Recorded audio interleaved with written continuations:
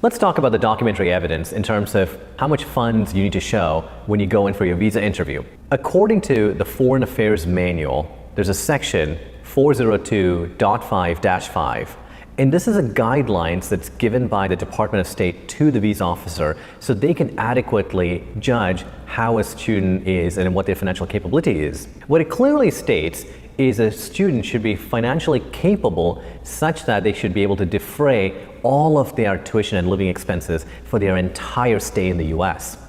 But that's a very large amount. So the manual also states that the student doesn't need all that in liquid cash. What they need is just the first year's tuition and living expenses available to them immediately. That first year amount is clearly mentioned on the I-20. So according to the manual, and the manual is a guideline to the visa officer that they only need the first year. However, what we've been seeing is the visa officers are asking the students around, what is your plans for your succeeding years? So the master's degrees, what's your plan for year 2? Or for bachelor's degrees, what's your plan for years 2 through 4?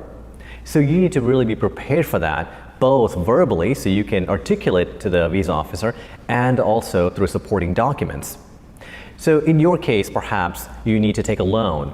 So in that case, make sure you have a loan sanction letter. Your savings that you're using for your first year in terms of the liquid cash, make sure that you have a bank statement for that savings account. If you have fixed deposits, make sure you have a bank statement about the amount on that fixed deposits. Ensure that any document that you're using is properly verifiable. What that means is, if you have a bank statement that has large deposits coming in the final month, you can expect a question around it.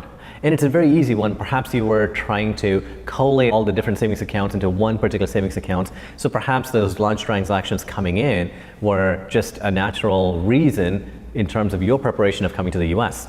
But just know that if there are large transactions, you may get a question around it.